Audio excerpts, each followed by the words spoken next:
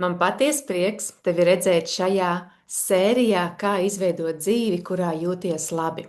Šodien mēs soli pa solim pētīsim, kas patiesībā palīdz cilvēkam izveidot dzīvi, kurā viņš jūtas labi, ne tikai ārēji, bet noteikti arī sevī. Pirmajā epizodē mēs runājām par attiecībām ar sevi, jo tieši tās kļūst par pamatu visām pārējām attiecībām dzīvē. Šodien spēram jau nākamo soli, jo nav iespējams izveidot dzīvi, kurā tu jūties labi, ja tu nejūti pats sevi. Un es pat nezinu, kāpēc tu šobrīd ieslēdz šo video. Varbūt tu vienkārši vēlējies kaut ko paklausīties, braucot mašīnā, varbūt tomēr esi jau pārgurusi, varbūt ir apjukums, varbūt pēdējā laikā arvien biežāk pieķer pie domas, ka kaut kas nav tā, kā tu vēlētos, varbūt tu pat īsti nevar pateikt, kas tieši. Varbūt tu vienkārši jūti, ka dzīvē ir pārāk daudz visa kā, pārāk daudz pienākumu, pārāk aktīva domāšana, pārāk daudz steigas, un tajā visā pa vidu pārāk maz tevis paša.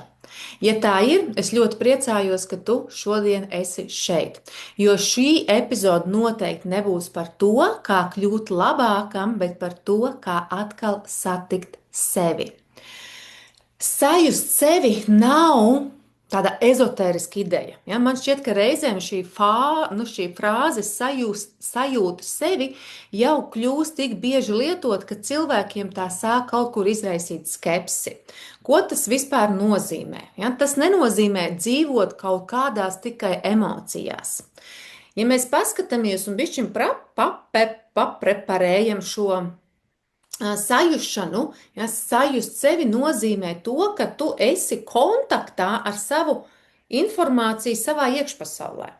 Ja, tas ar savu ķermeni. Tu esi kontaktā gan ar ķermeni, gan ar emocijām, gan ar vajadzībām, arī ar robežām, ja, nogurumu, prieku, impulsu, ja, ar savu jā, ar savu nē. Jo tavs ķermenis nepārtraukti sniedz informāciju. Jautājums ir, vai tas ir tas, ko tu dzirdi? Un, ja tu pavisam nopietni vēlies iemācīties sajust sevi, tad tā ir reāla prasme, kas ir kā visas citas prasmes, un tā ir visiem apgūstama. Un es tev iedrošinu jau tagad pat lejuplādēt priekš sevis praksi sevis sadzirdēšanai, sevis atbruņošanai, kas tev palīdzēs attīstīt šo prasmi. Vairāk būs info epizodes aprakstā. Ja? Bet es gribu turpināt. Es gribu turpināt ar vienu atklātu jautājumu, vienkārši uzdot tev vienu jautājumu, kas ir tas, kā tu šobrīd jūties. Un nepaņem šo jautājumu virspusē, tad, kad tu satiec paziņas vai draugus, tev pajautā, kā tu jūties. Parasti tā pirmā atbilde nāk diezgan spontāni un nevienmēr ir patiesa. Bieži. Ja, tāpēc nesteidzies. Ja? Tas nav par to, ka tu mēģini nosaukt par to, kā tev gāja vai kāds tev ir šobrīd noskaņojums. Tas ir tas, kā, ja šobrīd varētu noņemt visus apkārtējos trokšņus. Ja neviens no tevis neko neprasītu, ja tu aizlikt kaut kur telefonu pāris metrus attālumā, tev nebūtu jādomā par darbu, par bērniem, par partneri, par pusdienām, vakariņām, par rītdienu. Vai tu spētu pateikt to, kā tu jūties? Godīgi. Varbūt tu zini, bet varbūt arī tu nezini. Pat ja tu nezini, arī tas ir ok, viss kārtībā. Vienkārši ļoti iespējams tu esi ilgi dzīvojis orientējoties pēc citu vajadzībām, un tas tavs iekšējais kompass, šī tava iekšējā informācija ir šobrīd ar vāju signālu. Un šodien es gribu runāt tieši par to, kā atkal iemācīties sajust sevi. Pēdējos gadus esmu strādājis ar tūkstošiem cilvēku. Viņi ļoti labi zina, visi viņi varētu teikt, zina, ko vajag citiem. Viņi pamana, ka bērns ir noguris, viņi pamana, ka partneris ir noskums, viņi pamana, ka kolēģim ir grūta diena. Viņi pamana visu, bet nevienmēr sevi. Un tad, kad es uzdodu šo jautājumu, kas ir tas, kas tev šobrīd vajadzīgs, bieži vien ir šis tukšais skatiens, ir klusums, tāds neveikls. Nemaz nezinu. Nezinu, ja? Nezinu. Gribas kaut kur aizmukt, gribas pazust. Un šis ir tādā manā redzējumā viens no skumjākajiem teikumiem, ko cilvēks var sev pateikt. Es nezinu. Ja? Vienkārši viņš kādā mirklī ir pārstājis sev uzdot jautājumu, kā es patiesībā jūtos. Patiesībā, godīgi, godīgi. Un, protams, arī caur saviem klientiem esmu saņēmusi ne tikai šo nezinu, esmu saņēmusi arī atbildes par to, ka, kad ir jāmainās ārējiem apstākļiem. Un tad arī es šajā mirklī uzdodu, ja es, pieņemsim, nevaru justies tā, kā es gribu, ja tu nevari justies tā, kā tu vēlies, jo tev ietekmē ārēji apstākļi, vienmēr var atgriezties pie jautājuma, kā tu pati sevi vari šobrīd sevi atbalstīt šajā situācijā. Ja? Un arī šeit ļoti bieži ir klusums un atbilde, es nezinu. Ja? Es nezinu. Es arī nezināju. Ja? Domāju, ja ne visi, mēs daudz tur esam bijuši. Daudz varbūt jau ir pagājuši kādu solītu uz priekšu. Daudz šo šobrīd mācās. Jo, kur ir tā patiesība? Skarbā patiesība ir tāda, ka reti kāds mums māca sajust. Ja? Pat bērniem biežākais jautājums ir to, ko mēs viņiem pajautājam, ko tu šodien iemācījies. Ja? Nevis to, kā tu šodien jūties. Ja, un tad jau paiet šie gadi, 10, 20, 30, 40, un tā ir dabiska atbilde, kad cilvēks nesaprot, kā viņš jūtas, viņš nesaprot, kas viņš vispār esmu, kas viņš vispār ir. Es tev gribu mazliet pastāstīt par vienu bērnu. Varbūt tas bija tu, šis bērns. Tam bērnam ir aptuveni 4, 5 gadi. Viņš skrien pa pļavu, viņš smējas tik skaļi, ka pašam kaut kur sāk sāpēt vēders un žokļi. Tad, kad viņš ir noskrējies un noskrējies un nosmējies, viņš vienkārši jūt pagurumu, un tad viņš apsēžās. Pēc kāda brīža viņš atkal jūt enerģijas pieplūdu, un viņš atkal skrien. Un tad viņš skrien, un tad viņš atkal apstājās, viņš sajūt, ka viņš ir izsalcis, un viņš meklē ēdienu, viņš ēd. Un tad, kad viņš sajūtās pavisam nogurs, viņš aizmiega. Bet tajās situācijās, kad tam bērnam ir bail, viņš skrien pie pieaugušā. Kad viņš dusmojās, viņš to parāda ar visu ķermeni. Šis bērns nejautā, vai es drīkstu just. Viņš vienkārši jūt. Viņš vienkārši jūt. Bet kaut kādā mirklī sākās šim bērnam dzīve. Un dzīve ļoti ātri sāk iemācīt. Neraudi, nebaidies, neesi tik skaļš, skaļa, pacieties, esi labs, esi stiprs. Ja? Un arī es gribu, lai tu saproti, es to nesaku, kad mūsu vecāki to dara aiz ļauna prāta. Lielākā daļa vecāku dara visu labāko, ko tajā mirklī prot. Arī viņi paši reiz bija bērni. Arī viņu nervu sistēma reiz pielāgojās. Taču bērna un arī pieaugušo nervu sistēmu nemācās no nodomiem. Tā mācās no pieredzes. Un te nāk kaut kas ļoti interesants, ko mums arī parāda zinātne.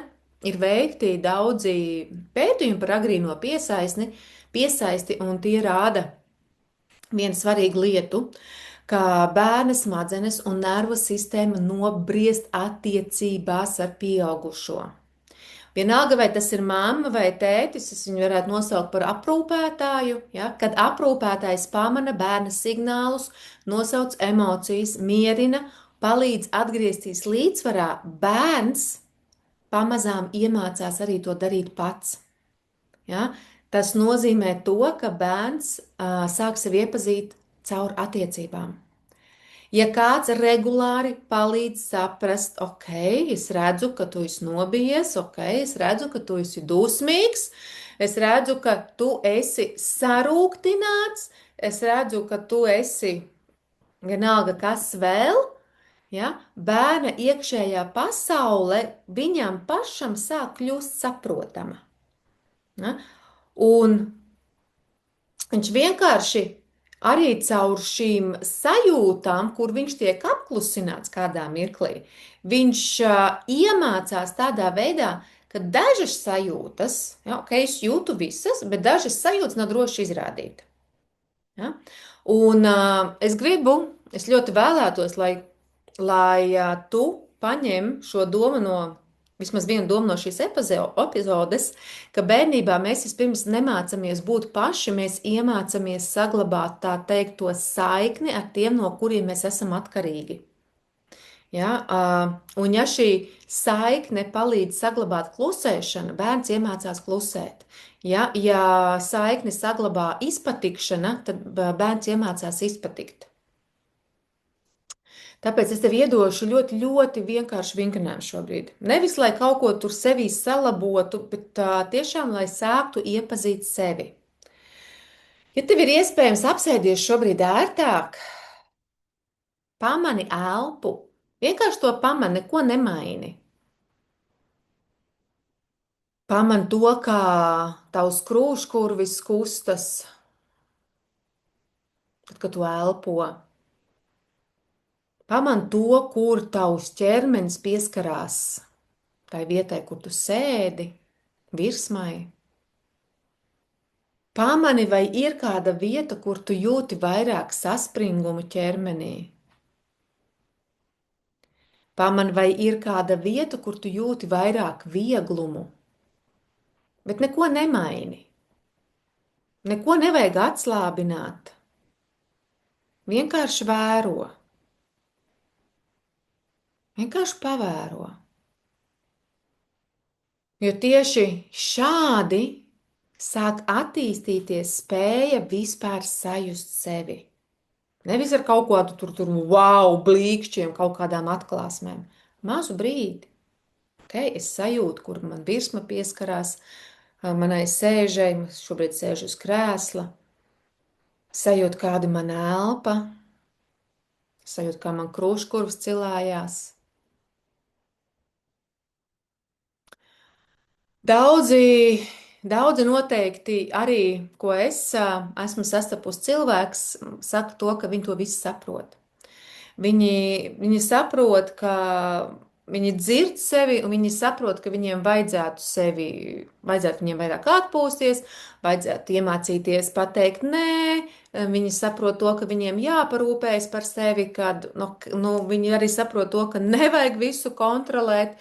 Ne tas partneris ir ienaidnieks, ne tā mamma, ne tas tētis, ne tie bērni. Ja? Tā kā visu viņi saprot. Bet tomēr dzīvē nekas nemainās. Varbūt arī tev tā ir bijis. Tu, piemēram, noskaties kādu video, izlasi grāmatu, aizej uz semināru, un tajā mirklī liekas, viss ir skaidrs. Ja? Bet paiet, pieņemsim, 3 dienas, un tu reaģē tieši tāpat. Ja? Un te ir tā lieta, kur ļoti daudzi sēž tajā stāstā un pieredz to stāstu, ka manā gadījumā tas nestrādā. Man ir citi apstākļi. Es tam nepiekrītu.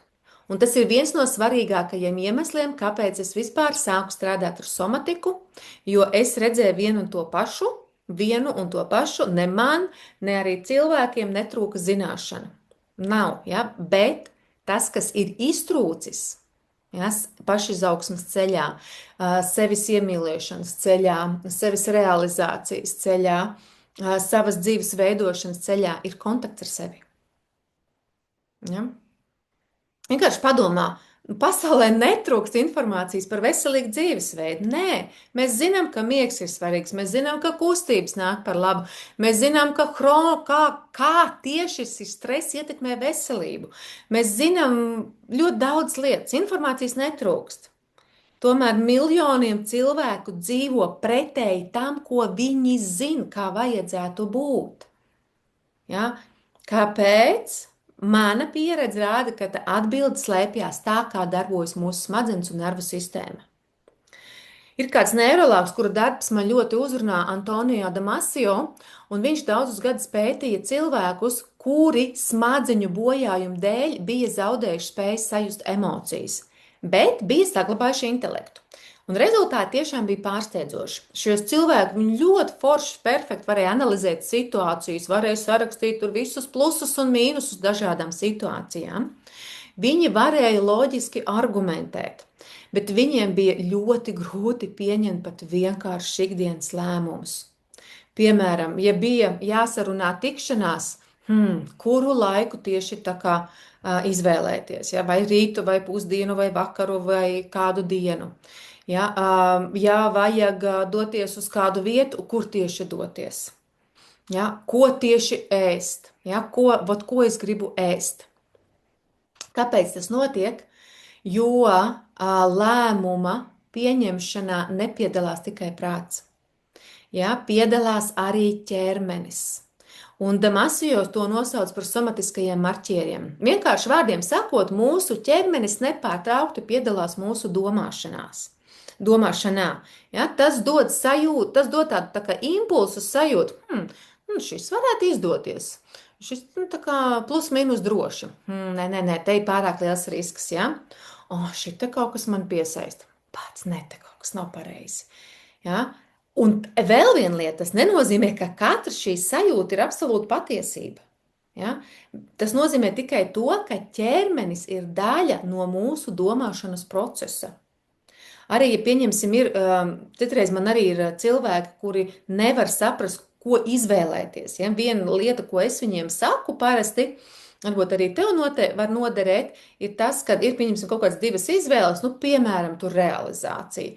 Ja? Paskatīties, kā es redzu, ka es aizēju pa to vienu ceļu, kur es esmu pēc 5 gadi, kur es esmu pēc 10 gadi, kur es esmu tur pēc 20 gadi. Un ja es aizēju pa otru ceļu, ja? Kur es esmu pēc 5, pēc 10, pēc 20, kur es būšu laimīgāka, kur es redzu sev lielāku piepildījumu. Ja, tas ir viena lieta, kā mēs varam paskatīties par izvēlēm.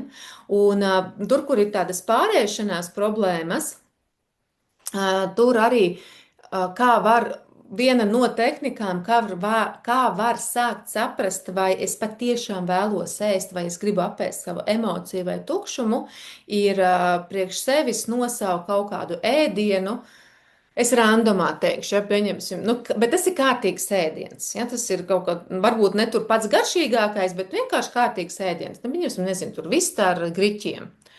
Un pajautāt sev tā, es gribu to visu ar griķiem ēst? Nē, tā tad es gribu apēst kādu emociju. Ja? Es negribu patiesībā ēst, es gribu apēst emociju. Tur vēl varētu būt ka ķermenis to kā ieradumu ir uztvērs, ja? Tur var iet vēl dziļāk. Ja? Es gribu pateikt vēl vienai. Es uz mirkli gribu pārtraukt šo epizodi, lai paziņot ko svarīgu. Mēs bieži dzirdam aicinājumu izzini, izproti sevi. Un jā, izpratne dod mieru un skaidrību. Savā praksē es to saucu par pirmā līmeņa transformāciju. Taču ir brīdis, kad kļūst skaidrs, izpratne pati par sevi vēlamās izmaiņas dzīvē nerada. Pēc 5 gadu darba ar klientiem es varu teikt skaidri, īstās pārmaiņas notiek ķermenī.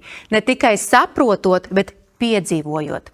Tāpēc ar patiesu prieku ziņoju, ka ir atvērta pieteikšanās uz manu online autoru kursu Somatiskās transformācijas ceļš, ķermenis kā ceļvedis, ar manu tiešu vadību un atbalstu visa kursa laikā. Šis nav kārtējais pašizaugsmes kurs. Tā ir transformācija, kas sākas ķermenī, vietā, kur glabājas tava nervu sistēma, reakcijas, emocijas un neapstrādātie stāsti. Šādā formātā kurs pieejams tikai 2 reizes gadā. Nepalaid šo iespēju garām un piesakies jau šodien. Iespējams, tev liekas, ka nav laika. Starp citu, iepriekšējā kursa dalībniecei Santai, kas pēc profesijas ir grāmatvede, arī tā likās. Bet viņa riskēja un tomēr pieteicās visintensīvākajā dzīves posmā. Rezultāts? Prasmes, kā būt savai laika noteicējai un drosme dzīvot no pieredzes, nevis pieņēmumiem. Protams, Santa arī uzlaboja savu emocionālo stāvokli, atbrīvojās no stresa un citām limitējošām pārliecībām par sevi un dzīvi. Pievienošanās saite zemāk turpat aicina tevi iepazīties ar programmu un iedvesmoties no pārējo dalībnieku atsauksmēm, un mēs tiekamies kursā, kur tevi sagaidīs īpaši piemeklēta bonus, lai jau šodien pat tu vari uzsākt iespējams vērtīgāko ceļu pie sevis. Un tagad atpakaļ pie epizodes. Tādai atvieglot varbūt cilvēkus, kuriem ir grūti klausīt šo sirdi. Ja? Jo mēs daudz šo dzirdam. Ja? Klausi savai sirdī, seko savai sirdsbalsī. Vienkārši ieklausies sevi un dari tur kaut kādas lietas. Tas izklausās skaisti. Un protams, tās visas atbildes ir tevī. Bet te ir viens bet. Ja cilvēks gadiem nav sevi jutis, šis padoms uz viņu nestrādās. Ja, šis ieteikums nestrādās, un viņam tas būs nomācoši, tāpēc, ka viņš centīsies, viņš tiešām gribēs, viņš to vēlas, bet viņam nav vēl šī spēja sajust sevi. Ja, un viņš viņš nedabū to saikni, un tad viņš atkal secina, uz mani tas nestrādā, vai man tur ir jāpaiet, man tur ir tas, un tāpēc tas nestrādā.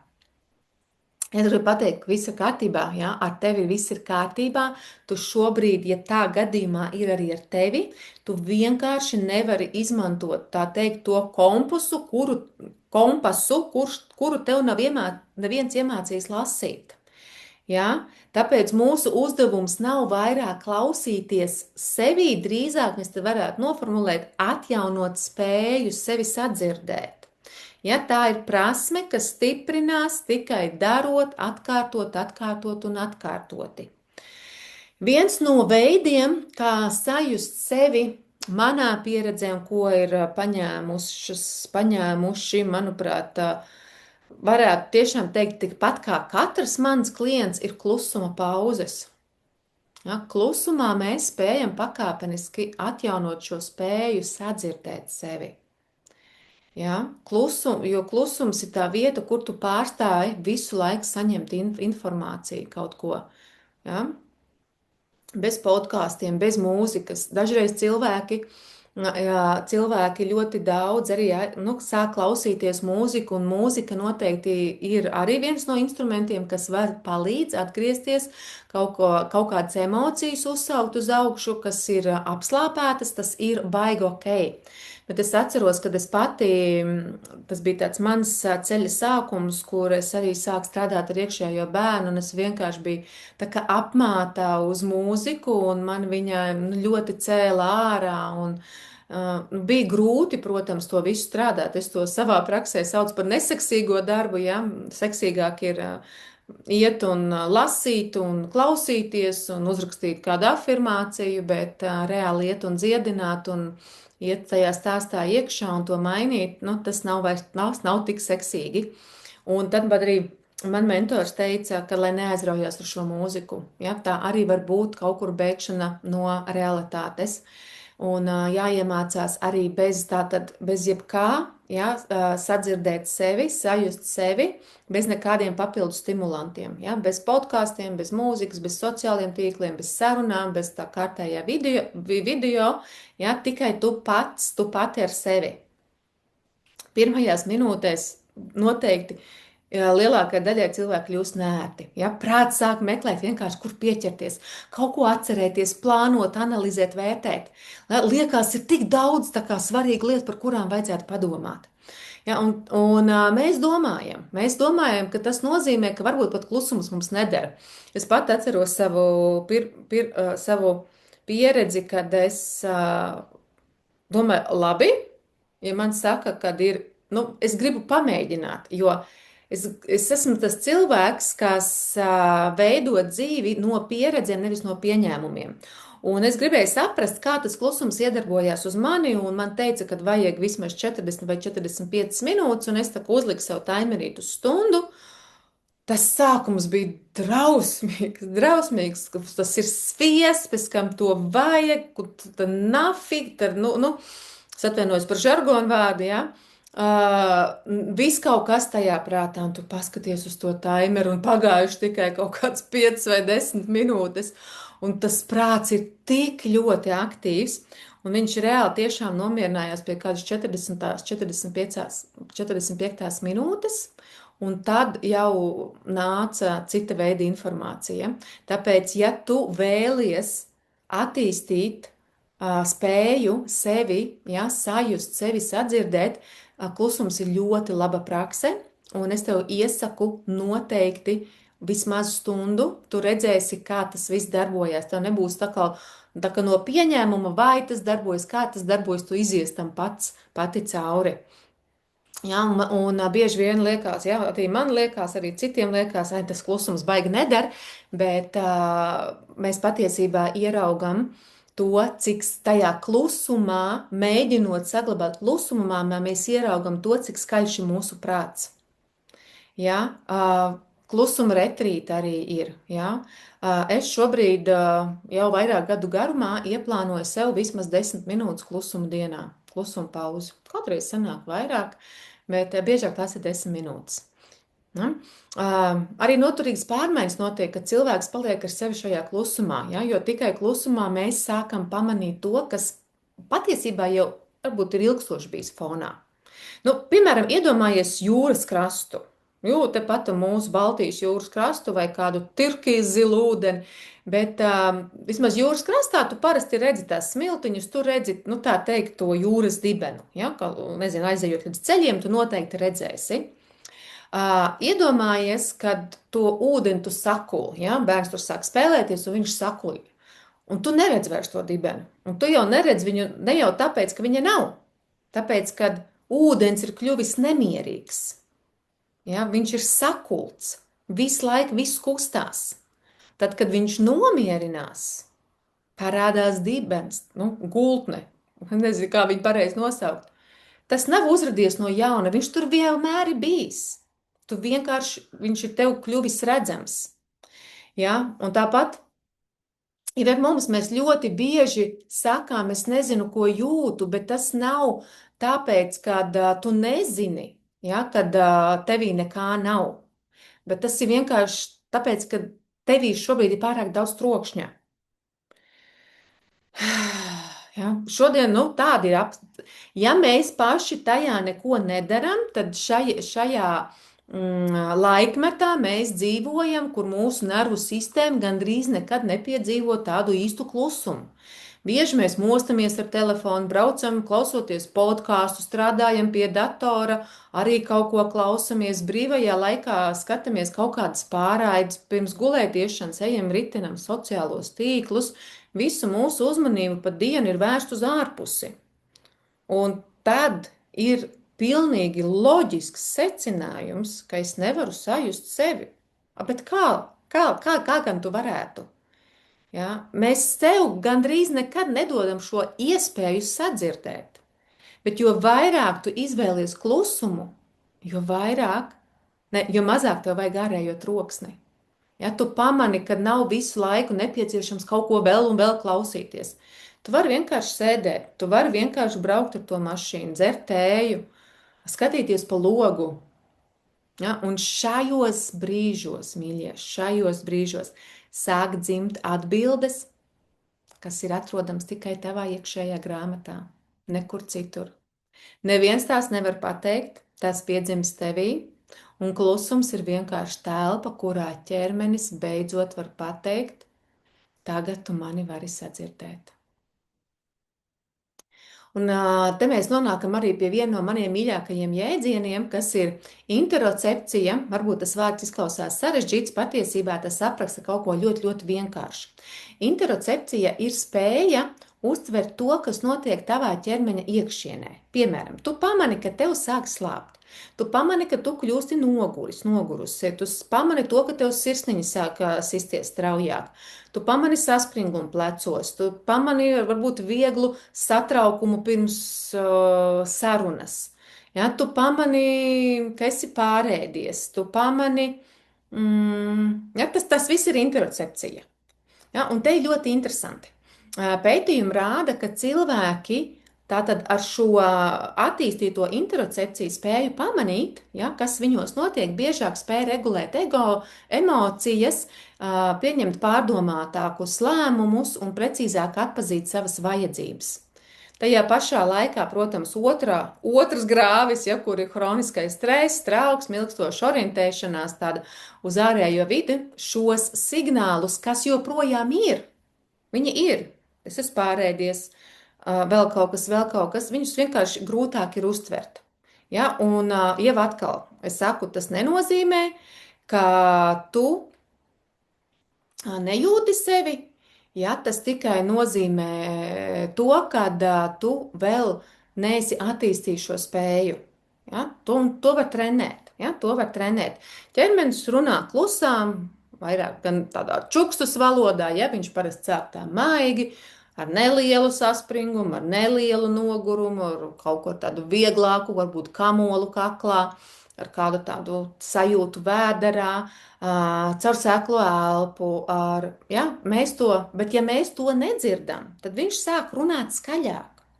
Parādās galvas sāpes, miega traucējumi, trauksme, pārēšanās, izdegšana, ja, un tā tālāk, un tā tālāk. Ķermenis gadiem cenšas mūs sasniegt. Mēs vienkārši esam pārāk aizņemti. Nu, nav taču laika, tur ir tāds pienākums, tāds pienākums, tāds pienākums. Ja?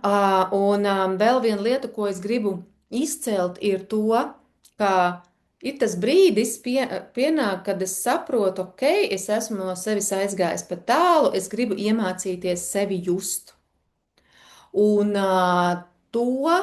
tā sevis jušana, tas, ko es redzu, 100% gadījumos cilvēki pirmreizēji iedomājās citādi. Tur būs vairāk miera, vairāk prieka, vairāk tāda kaut kādi aha momenti, ja, bet brīdī, kad tu sāc just savu ķermeni, tu nejutīsi tikai mieru. Ja. Dažiem pat miers ir kā problēma. Ja?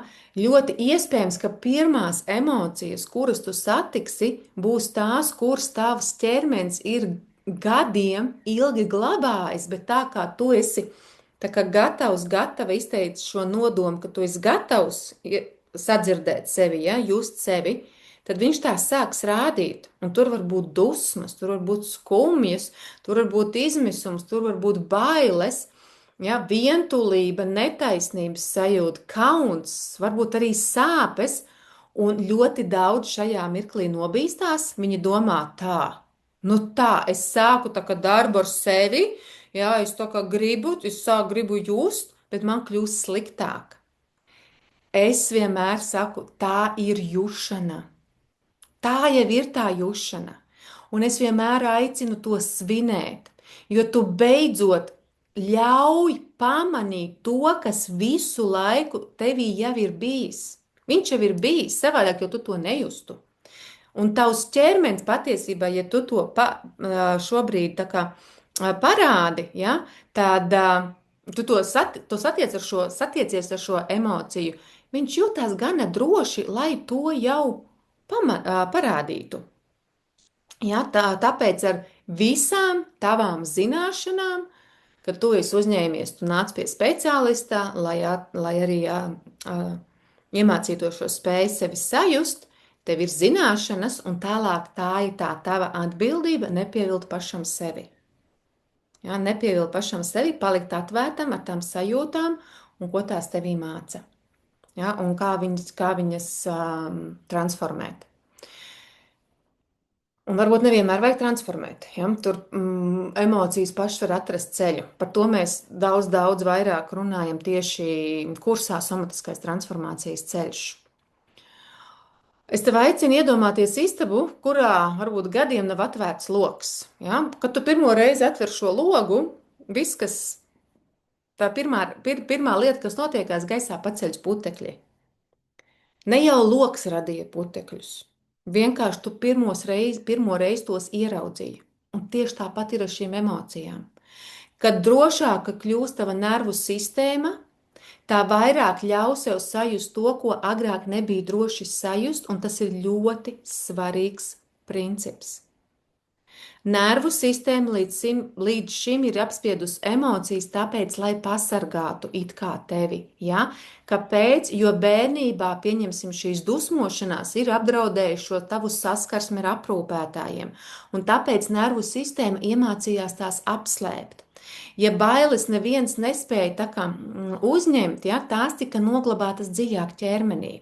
Ja arī skumjām nebija vietas, nu viņas nepazuda mistiski. Viņas vienkārši tika kaut kur noliktas glabāšanā, un ķermenis ir ļoti, ļoti pacietīgs. Tas gaida.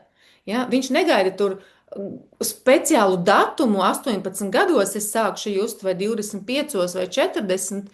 Viņš gaida drošo brīdi.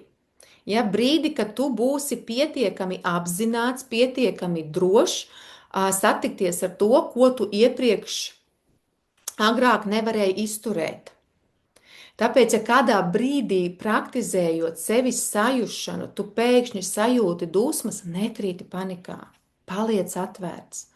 Ja, ko tās dusmas tev, kāpēc tās dusmas atnāca? Ļauj viņām izreaģēt. Caur dusmām vispār var aiziet prieks. Pašai man tā ir bijis. Ja parādās skumjas, arī nekrīt panikā, uznāk bailes, ļauj viņām satikties. Tas nenozīmē, ka tu ej nepareizā virzienā. Tas nozīmē 99% tieši pretējo, ka tavs ķermenis sāk uzticēties. Un šis ir tas brīdis, kurā es aicinu darīt kaut ko citu, nekā mēs parasti darām. Ja? Parasti mēs cenšamies no šīm nepatīkamām emocijām pēc iespējas ātrāk tikt vaļā, novērst uzmanību, sākt strādāt, nepaņemt telefonu, tur parulēt, paēst, ja? Analizēt. Es tev gribu aicināt uz ko citu.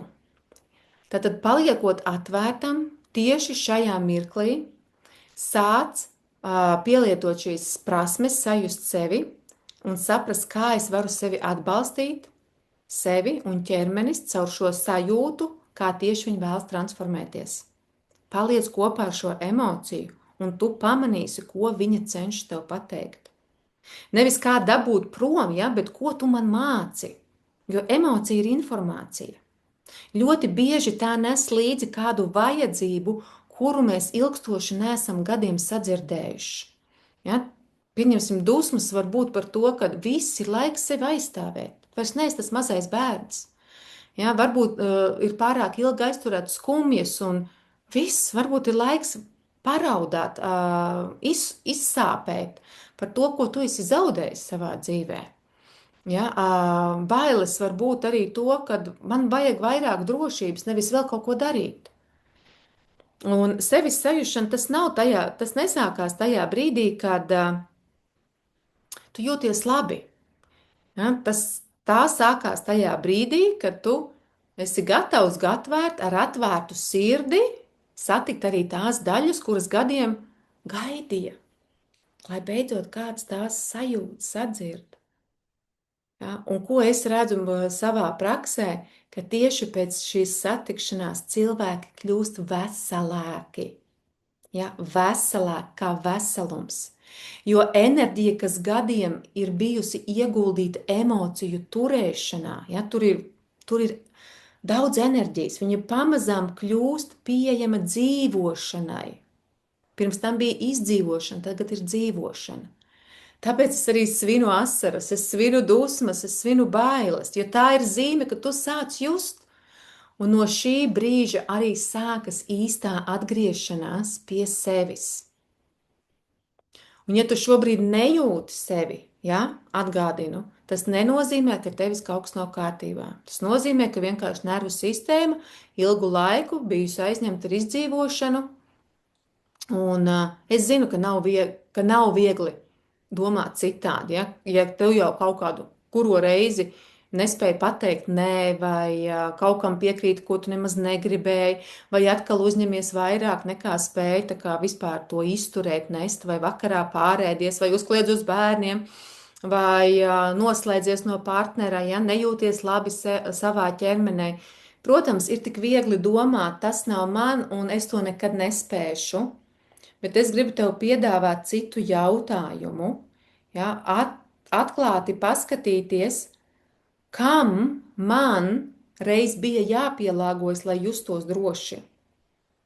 Un tad uzdot šo jautājumu, vai tam arī šodien ir pamats. Ja, un tie ir divi pilnīgi atšķirīgi jautājumi. Tas nav man, ja, rada vilšanos. Otrais, kam man reiz bija jāpielāgojas, lai justos droši, rada izpratni. Un, ja mēs paskatāmies uz bērnu, ja, iedomājies arī sevi kā pavisam mazu bērnu, viņš ir pilnībā atkarīgs no pieaugušajiem. Varbūt tevi bērni, tu arī to saproti. Un viņš nevar aiziet, kad viņam ir slikti, viņš nevar izvēlēties citu ģimeni, viņš nevar pateikt, ziniet, es šeit nejūtos droši, es pārvākšos. Viņam ir viena iespēja paliek. Tā ir pielāgošanās. Ja, kā piemērs, ja bērns redz, ka māma ļoti nogurusi, viņš vienkārši sāk mazāk no mammas kaut ko prasīt. Neviens viņam to nav licis, viņš vienkārši to jūt. Ja tētis kļūst, pieņemsim, bēs, kad bērns raud, bērns var pārstāt raudāt viņa klātbūtnē, ja, lai tikai neredzētu. Ja ģimenē valda pārliecība, ka par sevi domāt ir egoistiski, bērns ļoti ātri iemācās likt citus pirmajā vietā, un tas viss notiek bez apzināta lēmuma. Tā ir nervu sistēma, kā strādā. Ir veikti daudzi pētījumi par agrīno stresu un bērnu attīstību. Tie rāda, ka bērnu smadzenes un nervu sistēma nepārtraukti pielāgojas videi. Un ja vide ir paredzama, pietiekami droši, bērns var šo enerģiju vairāk veltīt sevis izpētēji, rotaļai, savas personības attīstībai. Bet, ja šī vide nav paredzama, ja, ir emocionāli saspringta, liela daļa resursu tiek novirzīta tieši šai drošības meklēšanai. Ja, un tas nozīmē to, ka smadzenes ir iemācījušās noteiktu moduli. Tas ir svarīgi. Ja, jo tas, ko smadzenes ir iemācījušās, to var iemācīties tā kā atmācīties, iemācīties citādi. To mēs saucam par neiroplastiskumu.